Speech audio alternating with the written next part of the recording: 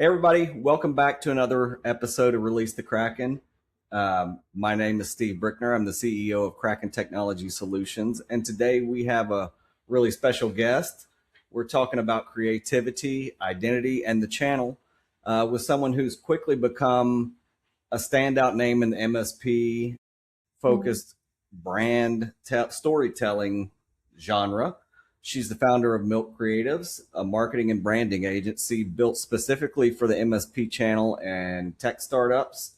Here we go with Jessica Whiffen. Welcome, Jessica, and thank you for coming today.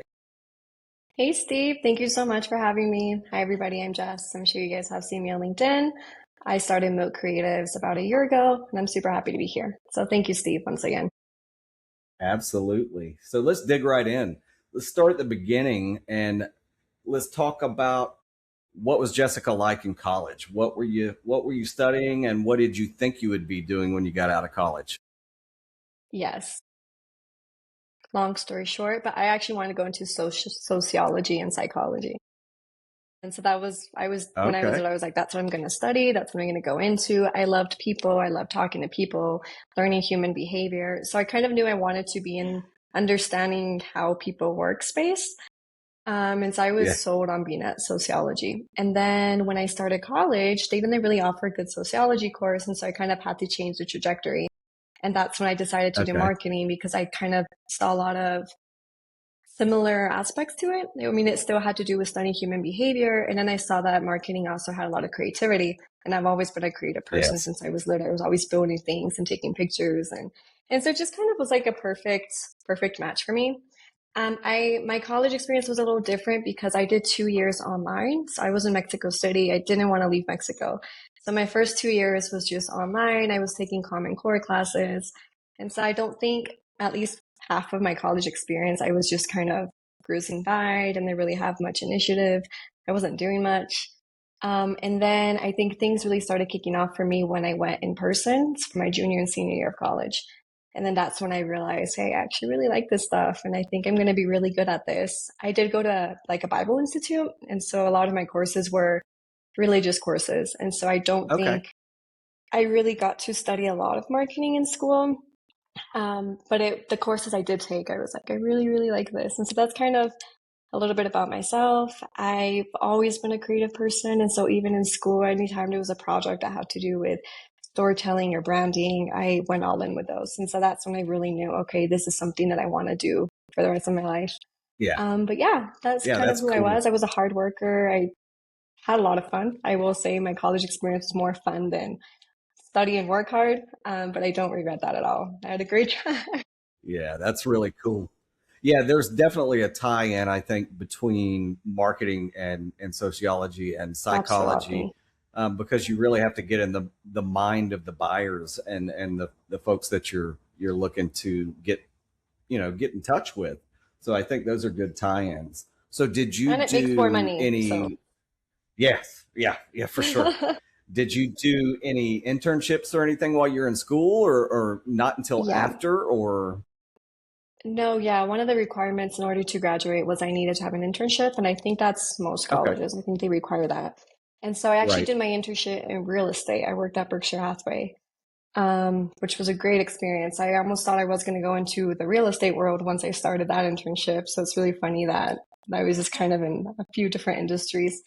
But yeah, so I did real estate marketing. I was a marketing intern. I did pretty much just miscellaneous stuff. I was over here filling out documents, working on paperwork. So it wasn't anything too creative, but it did teach me a lot of stuff.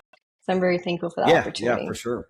Yeah, real Highly estate is one of recommend it. those where you have to constantly change your marketing because you know the Oh, yeah. buyers change all the time, and you've got different levels.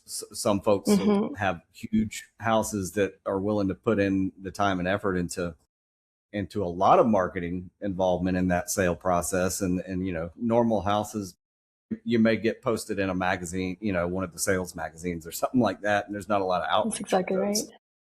Yeah. That's exactly So, right. Yeah. It was great though. It was a great experience. yeah. So when was a moment that you realized that branding and storytelling, this is where I belong? This is, just that's it. I love it and I want to keep doing this.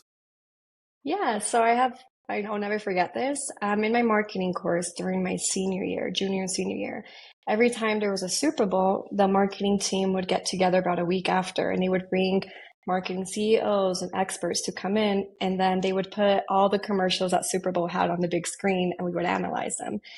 And that was my favorite part of the semester. We did it every semester. Well, every time there was a Super Bowl, so once a year. And Yeah, that's when I realized like every ad and commercial that the Super Bowl had told a story, and it had so many marketing elements that just fascinated me. And just hearing experts come in and say what went well with the commercial, what went wrong, what they would have done differently, why it was a flunk, why it was a success. And so I think those moments were the ones that at least let me know that this is what I want to do. I don't know what that looks like, but I want to be in on this. Is it filmmaker? Is it creating commercials? I don't know. But the feeling that I got behind every Super Bowl commercial is really what made me realize this is what I want to do. And so I yeah, think yeah, that was my junior and senior year of college. That's really those were the key moments that made me really dive into this. yeah. I think that's cool because you know it's a job, but it's creative, and you really get to tell a story. And Yeah, and it's fun. you know, you think about marketing, especially here in the southeast of the U.S. You think about Publix commercials during the holidays, and they really evoke emotion from people, and that's something that you know being able to tell a story in a 30-second spot on TV that brings emotion from people, that's a It's feat. That's a hard. really it really is to put all that together and to have the direction in the media and the commercial space to put that together in a 30-second ad. That's something. It takes a lot of creativity, and it fascinates me. I mean, I want to know how they did it, why they did it, what drove them to tell that story. Right. And so, yeah. Yeah. Cool. So, do you have any mentors early in your career or champions that have really driven you to keep going and keep pushing and not give up Yeah, and put in the work? absolutely. I mean, my parents they're not really mentors because they're not into space, but my parents have always been my biggest supporters, I guess, in the beginning. And then mentor wise, in marketing, I would say I had three teachers in college that I remember: Adele Dunn, Rick Altizer, and Colip, and they were all marketing geniuses, voodoos. I mean, one of them was regional vice president of McDonald's. Oh, cool. Like they're all just very, very, very talented people. And from the beginning, they just saw something in me and they really invested and they took time to meet with me once a week. I felt like I could ask them questions. They weren't just my professors, but they were mentors, they were friends. Right. And even to this day, I still keep in touch with them and they've been kind of pushing me the right directions. I think I go to them for advice sometimes and they just help me like, okay, this is a good idea because of this. This is not because of this. And so, yeah, they've been huge in where I am today. I owe them a lot. And then Katie Breland, which I'm sure a lot of you guys know, she's been my mentor in this space since I started. And so she's been amazing. Awesome. She's taught me a lot of what I know Yeah. already. And so, yeah, there's been Very. people there who have really just been big supporters in my life, and I'm very thankful for it. Yeah, that's awesome. So I love hearing about how you started and so many people in this what they call the channel just kind of fell into the world of the channel. So kind of tell me, how did you first discover the MSP and vendor channel and what really drew you in? Yeah, great question. So first, I did not know MSPs existed. I thought the IT world consisted of computer guys. That's it. And so it really was a world that I had no idea about, but it started when I was looking for my internship. I was always very involved in Facebook. I know Facebook is for older people, they say, but I personally love it and Hey, it's gotten watch me it most now. of my opportunities today. Yeah, sorry about that, Steve. Um, and so when I was looking for an internship, I went on Facebook groups. I was studying in South Carolina at that time, and I went on a South Carolina community page, and I was like, "Hey guys, I really need an internship. I need experience for my portfolio." And so I made a post saying that I will work for free for anybody who will hire me as a marketer, which I'm seeing now that was the biggest do not do. And I had over 37 people comment on that post, like, hey, come work with me, come work with me. And all these people wanting to exploit me pretty much. And I had no idea at that time. And then Jonathan Schofield from Channel Falcon at that time, which is Scofie now, commented, he's like, hey, I'll pay you. Don't do anything for free. Something like that, he said. And so I was like, okay. So I reached out to him and he introduced me to this world that I had no idea existed. It was a really, really cool interview, one of the coolest ones I've ever had. And he gave me a really good offer, especially for being in college. I mean, something that I couldn't say no to. And yeah, and I started as a marketing intern there and I learned a lot. He took me to ChannelCon in 2023 in Atlanta. I think that's where I met you actually. And that's when I was introduced to how big this world was. And all of them were MSPs and IT providers. And learning the difference between those two took me forever to understand. But that's how I Right. got into the space. It was thanks to Jonathan. And then, yeah, I just started growing from there. I ended up taking the internship at Berkshire and working for Jonathan.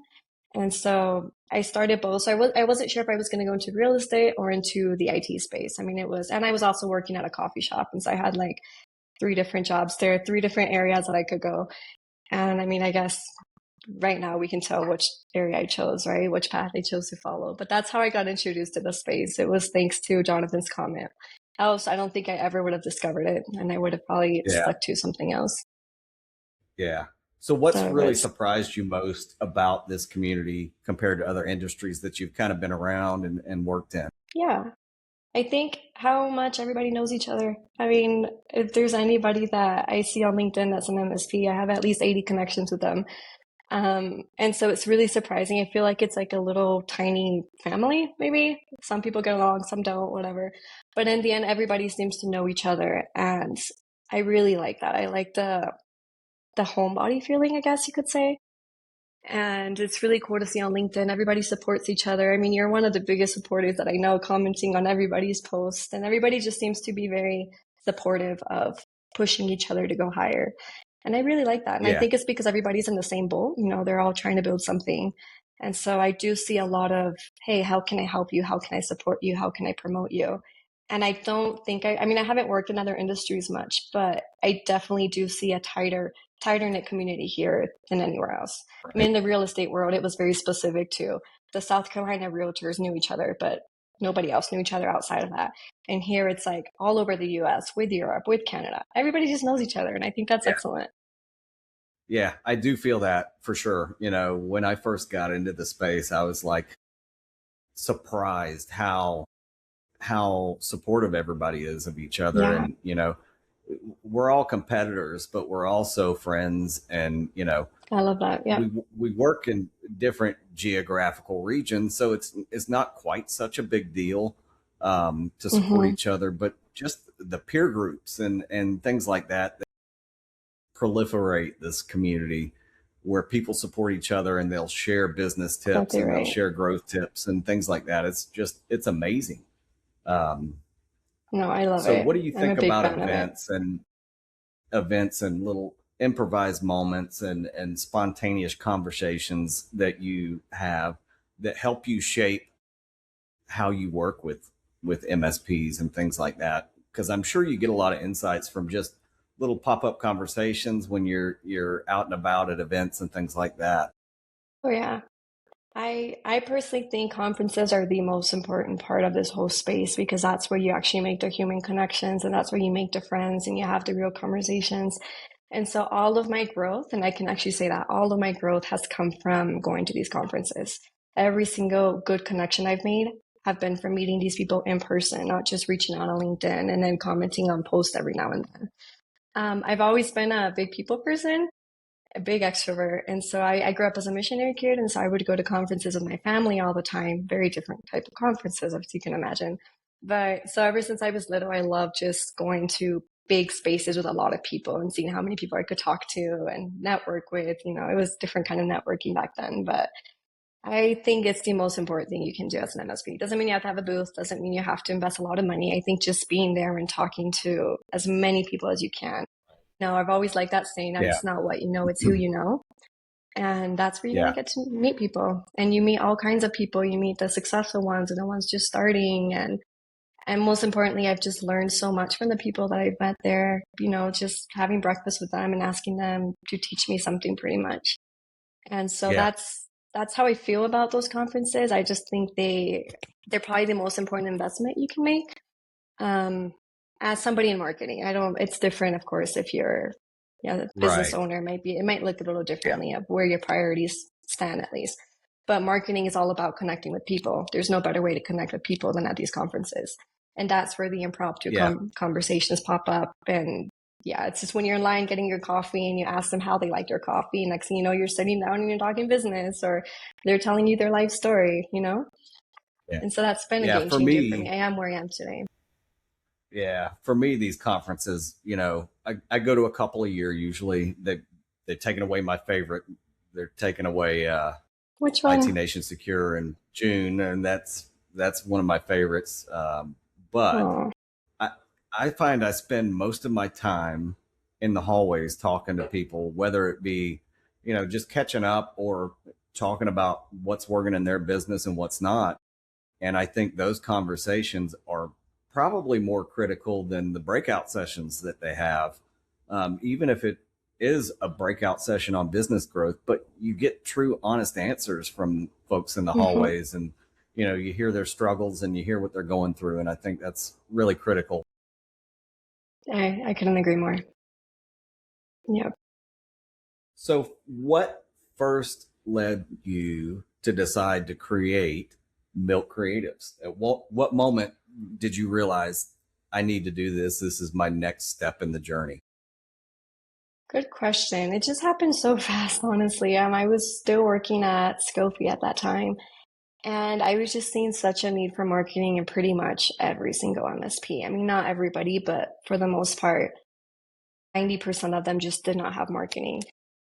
Right. And I really enjoyed it. I mean, I really like the whole world of content creation and branding and advertising. And so for me, it was just so frustrating to see so many of these MSPs who have a great product and have a great service, but people don't know about them. I mean, the awareness is just very, very limited and very small. And so part of me is, I just knew I could help them. I mean, it sounds dramatic, but I had that feeling of I can do something about this. And so it kind of started when I would go to conferences and talk to them, and I would be like, hey, so how's your marketing? And it was always none, inexistent, or I do it myself, Yeah. or yeah, I post about once a month. I mean, it was just not there. And then what Yeah. really was a game changer for me was talking to a lot of these MSPs, and they were saying, well, we just can't afford marketing. I mean, there was this one marketing company, not going to name it, but they were charging $6,000 a month for marketing services. And the MSP was telling me like the services that they offer, and it was all just AI generated templates and like it was so overused already. And so they were like, I just don't see the value in paying $6,000 for a Canva template and an AI written blog.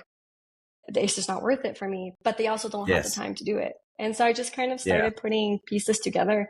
And there's so many talented friends that I know here in Mexico already that are in the marketing space, either in content creation or graphic designers, copywriters, Google ads. And so I just kind of started thinking about the idea of, well, what if I start my own thing, affordable marketing for MSPs. I have designers, I have people that I can actually do the work. It's not going to be all AI. Right. I'm remote, so I have the time and the capacity to do it. And so that's kind of like where the idea started. I was just feeding that idea every day. And then next thing I know, I just started it. Yeah. Um, yeah, I just started it. But it was mostly just talking to MSPs who were frustrated, who said, we don't know what to do. We can't afford marketing, but we don't have time to do it ourselves. So what do we release on our LinkedIn? Just a quick AI ChatGPT generated template, which is not getting us any leads, which Yeah. is not gaining any awareness from other people. So that's kind of where I was like, I can help that. I can sell that. So that's Yeah. where my Yeah. desire for It's starting Milk came difficult. from. I'm right now solo. Um, and yes, I do all my own marketing, but it's rare to see an MSP that does any marketing at all. Yeah, And I do use AI, but I'm also very, very curated in how I prompt. So I think that's, people use so much generic babble that they put in there that they're not they're not using any of their own creativity to generate that's those exactly prompts. right. So they're getting garbage back. It really is the effort that you put into a prompt makes a huge difference in what you get Oh, out yeah. of AI. So I think you can do it, but it's always going to be better to have someone that is in the field and really Mm-hmm. knows what they're doing, knows how to target your ICP, understands what an ICP is and what yours is. And there's so Right. many out there that don't, and I think it's a shame. And there are some huge marketing companies out there specifically that are geared towards MSPs, but I think they're just regurgitating the same stuff over and over. And if you have a competitor in the same area that is That's using exactly right. that marketing agency, there's no differentiation between your company and that competitor. So I think it's important with you, you understand the company's brand, you understand their voice, and Mm-hmm. you use that to build their content so that it's clear to the clients or the prospects who these people are. That's exactly right. You nailed it. So, yep, that's Yeah. kind of what led me to So you start kind more of touched using on the that next word. question, which is what problem does milk solve? And I Mm-hmm. think you really hit that on the head. But so what's one of the biggest, oh wow, I really like that I'm doing this myself moments that you've had? I have so many of them. I think it's when people reach out to me and just say, "Hey, I'm proud of you." People in the space who say, "I see what you're doing. I see the work you're doing. I believe in you." And I get that often. I'm not saying it to sound conceited or anything, Right. but it's very encouraging when people like you, people, anybody in the space just sends me a message and says, "Hey, I see your work a lot. I think you're doing a great job. I see potential here. I see this turning into something huge. Keep going," Yep. and or at Yeah. conferences, they're like, "Hey, I've seen how much growth you've had." So just the acknowledgement and the words of affirmation that I'm getting from people in the space who have been through the struggles already, just hearing that is super encouraging. And that's just like, wow, like people actually do recognize the hard work that I put into this. People do see it. Or people like you who reach out to me like, hey, come be on a podcast. For me, these are all wow, I made it moments. And Yeah. then, or when I have a client reach out to me, all of the clients that I've gotten have been 100% organic. I mean, they just reach out because they've met me before, they've seen my work, and they're just like, hey, we love what you do. Can we talk? And so Yeah. anytime I get a client request, those are another wow, I made it moments. I have so many of them, but I would say words of affirmation are the biggest for me. And it's Yeah. important. I That's think awesome. everybody should do that to others. Yeah. We don't You realize know, how important it's going to make somebody's day. yeah, I think, it's important as human beings that we're there for each other and we Absolutely. lift each other up. And, I think if we all did that in this world, it wouldn't Absolutely. be quite so so frustrating sometimes. I'm a Yeah. year and a half in myself, and um, I hear it all the time. People say, we see you're doing cool stuff, you're doing really great. Everybody is learning who you are. Just keep going, and that kind of helps you get over the frustration of, it's a really tight month. That's hard. Yeah. It really pushes you to keep going. No, you're doing great, Steve. In case somebody has told you, you're doing great. Thanks. Creativity in a technical industry is a superpower. It really is. And it also requires inspiration. So speaking of that, what drives you every morning, and what's your internal why you keep going? Why I keep going. So I thought about this question a lot, and I wasn't super textbook smart when I was in school, to sort of call it. Or when I was little, I mean, I didn't have a 4.0 GPA. My brother was always a genius one in the family. And so I always felt like I was a step behind when it came to intelligence in the sense of textbook stuff. And this industry and what I'm building now just completely flipped the internal script that I had of like, hey, I'm not smart enough for this, or I struggle with smart conversations. What I'm building right now was proof to myself that like intelligence comes in many, many different ways, shapes, and forms, and being smart looks different for everybody.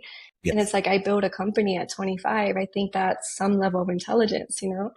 And so a lot of why I do what I do is because the gratification that I feel for myself is huge. I mean, I feel like I accomplished so much. And I don't think I would feel that if I were doing something else. Or maybe I would struggle with, oh, I'm not good enough for this. Or things just don't click as easy to me as they do with other people. I'm not Right. an engineer. I'm not, I don't have the highest IQ. I'm not undermining myself. No, I'm just saying I used to compare myself a lot to other people in just in that sense, in that level. And they Yeah. built something that was so complex that I could never build. But then I look at what I'm doing now and I'm like, I freaking built a business at 25 and I'm doing Right. great. And so I Right. think that's what keeps me motivated every day is just that internal satisfaction that I feel and that accomplishment. And wow, you're smart. Like you did this. I don't know if that answers your question, but that's something that I do think about Yeah. often. I think that's awesome. I mean, there are intelligence levels in different areas, and Yeah. sometimes there are people that are super smart, but they have zero emotional intelligence, or Or they social have skills and zero social skills. But you know, you are building something complex. Marketing is not a straightforward tool. It's extremely complex. You have to understand psychology of human beings and how people like to buy, and so that's definitely something that's it's not straightforward and it's not easy. So you're doing great. It's a cool thing. things. So It where do is. you It's very find your satisfying. creative inspiration? Does it come from books or people or just life around you, or where's that coming from? Everything. Definitely when I go for a walk. When I go for a walk or when I'm driving, that's when I think about my next LinkedIn post, my next strategy, my next campaign. But I would say my inspiration, I do study a lot in the sense of what other people are doing, what other brands are doing, what other people are saying, what works. And so I do just scroll through a lot of social media for marketing. I don't just like doom scroll.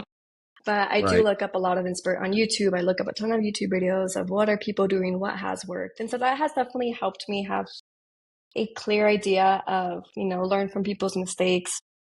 And that's where I get a lot of my inspiration from. But a lot of it is just when I'm alone in my thoughts, I just think and think and think. When I'm in my Yeah. quiet time is where I just get a lot of ideas and yeah, Yeah. Yeah. So I find myself a lot of times marketing doesn't necessarily have to relate directly to your product or service. yeah, Sometimes absolutely. it's just doing something silly that gets people to stop and look. Yeah, Um, absolutely. and then you tell a story. Um, so I find that for me works a lot. Sometimes I'm just doing something silly on LinkedIn and it'll get more traction than anything that could be Absolutely. curated, and it really is. It's telling a story, that tells about yourself and your brand. So I think it's pretty interesting that marketing can go in so many different directions. And I think we don't give ourselves enough credit for how valuable our thoughts are.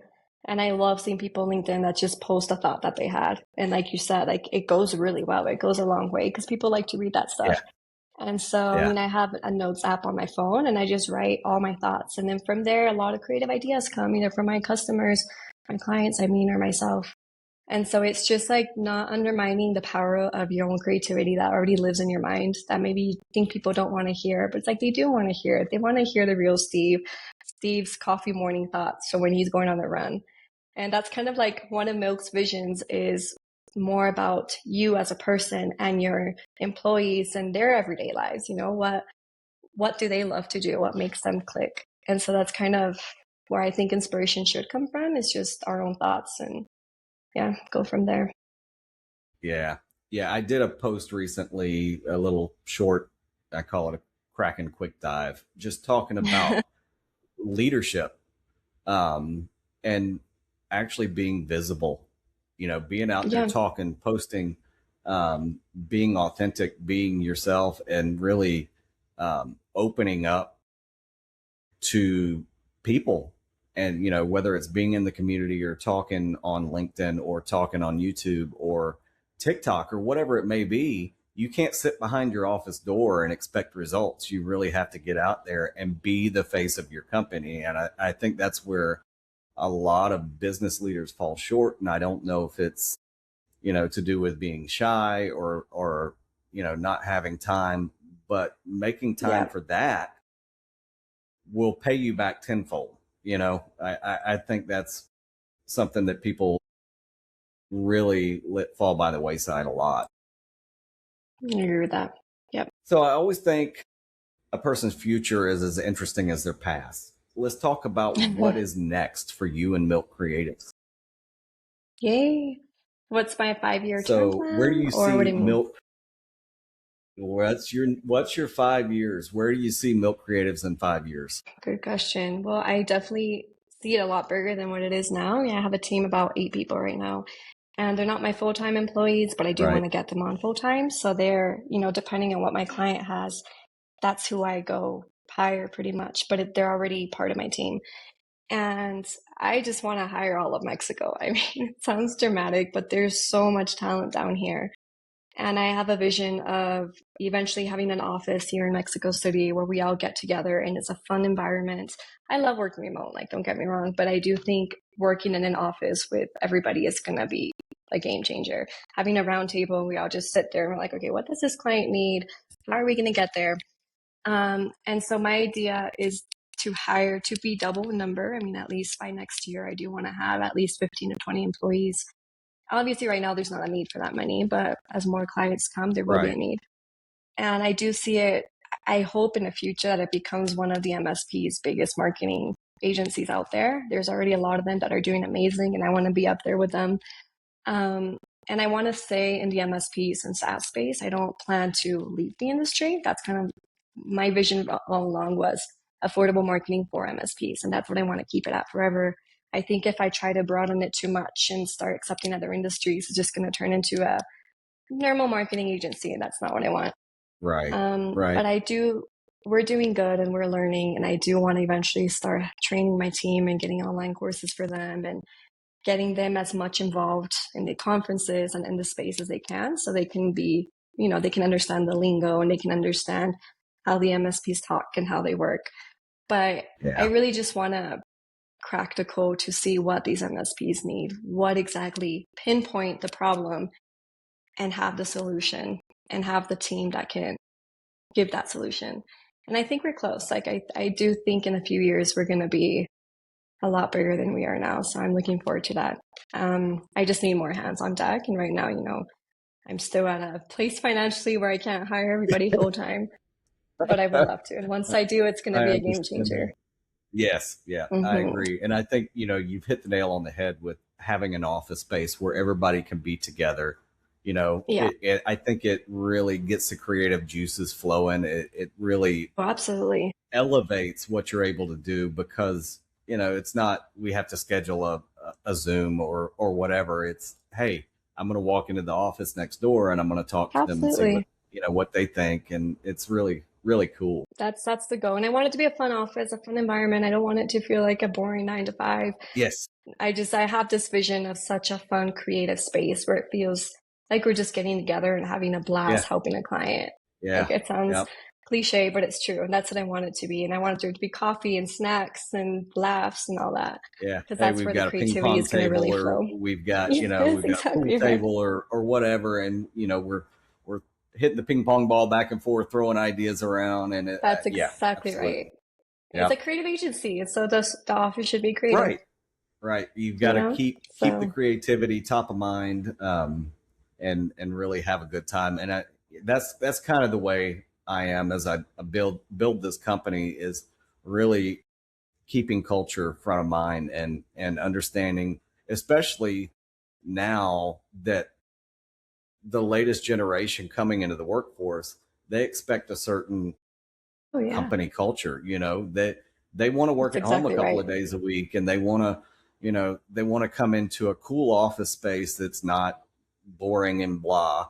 And they want to do the hard work, but they really want to have fun while they're doing it. And I think that's important. And myself, I don't know why it's taken this long to get company culture to come in that direction. So I think it's pretty cool. I couldn't agree more with that. Yep. So that's where I'm going to be in a few years. Mark my words. We're Awesome. going to have an office. I'm here for it. Looking forward to it. So before we wrap, I always like to turn the mic around. What kind of questions do you have for me? So many of them, but I'm going to narrow it down. So, one question I love to ask people that I meet in the space, or I guess not a question, but something that fascinates me, is like, first of all, did you go to college? And if you did, what did you study? And then I like to see why on earth they're in the IT space now. I've met people who were chefs and who were psychologists and who nothing to do with the tech space, and yet they ended up Okay. here. So what was the All right. beginning of your story? So I'll tell you a little bit about it. It's an interesting story. So years and years ago, as most kids do in the state of Florida, I worked at Publix. You know, I was there. I was there for about 5 years. Left there, went to work for my dad, painting houses and commercial spaces temporarily, and that temporary job lasted me 15 years. Wow. Yeah. So when I started, the plan was to take over my dad's company when he retired. Well, he never retired. And, in 2008, the housing market went downhill in Florida and all over the U.S. really. So I decided to go back to college. I went back. I got a degree in network engineering Okay. and went to work at a citrus packing company here, in Polk County, and it was that was I kind of figured that would be a temporary job as well, just starting out. Um, so I was there almost 11 years until I started Kraken. Um, and in the midst of that, I did go back and get my bachelor's degree in business management. Um, so, Oh, wow. it all kind of ties into, it's time to start a company, it's time to move forward, and it's time to bring the companies in our area the type of managed IT and partnership that we work with. We don't take the traditional put all our tools on and see you when we see you. We really work with Hmm. business leaders to understand their problems, what they're trying to accomplish, how their business operates.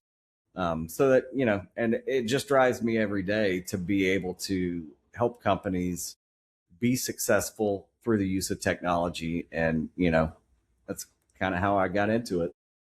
I love that. Okay, so you did study something that's relative to what you do Yes. now. Yep. That's I awesome. did. I did. And my next question for you regarding that, what made you start Kraken? Did you see a problem that wasn't being solved where you worked and you're like, I need to come up with a solution? Or was it completely separate and you wanted to start a business and you're like, okay, I'm good at this, therefore I'm going to start this? What drove you to start Kraken? Yes. So when I left there, I wasn't really sure what I was going to do. I talked to vendors in the channel. I thought about going into sales for a vendor, and I talked to a lot of people, and they're like, "You've already built an IT company once." So I did build an IT company within the company that I work for their clients. Did that for a couple of years, and um, when I left, I was just like, I really love this business. I don't want to leave the channel family. I wanted to stay within that ecosystem.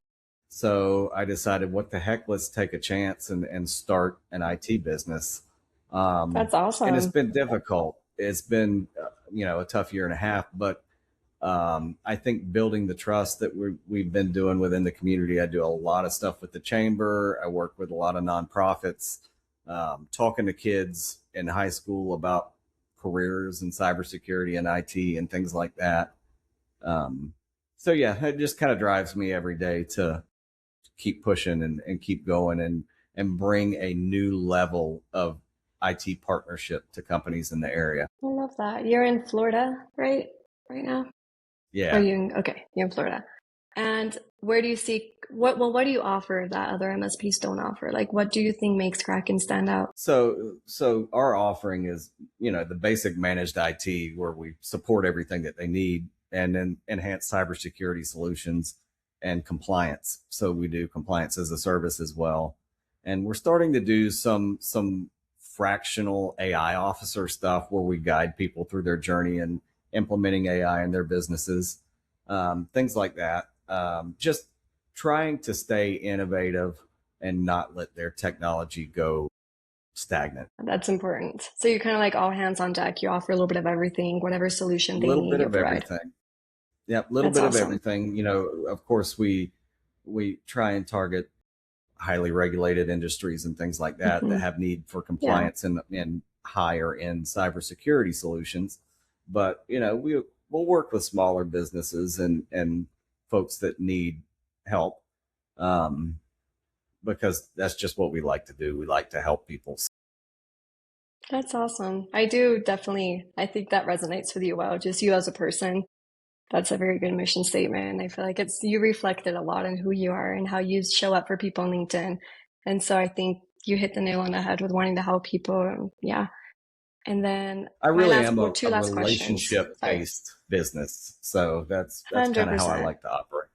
Yep. 100%. I don't know much about Kraken because there's so many MSPs out there.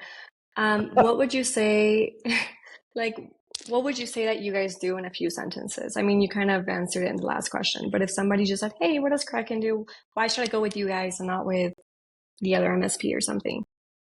Yeah, I think the best answer I can give for that is that we really are a partner. We're not just a vendor. We're not just Mm-hmm. a service provider. We're a true partner to each and every customer that we work with. We really dig in and understand their problems and how their business operates so that we can help streamline processes through technology, building technology roadmaps, help them get ready for a cyber insurance policy, whatever, whatever they need. We really are fractional leadership for their technology. That's awesome. I love that. And why the name? My last question. Where did you get that? Okay. So the name kind of stems from my love of everything nautical for sure. But there are some other nautical themed companies that I work with. And I just love everything about it. I was thinking, okay, should I name it after a pirate? Should I name it after a ship? Should I name it after, I don't know.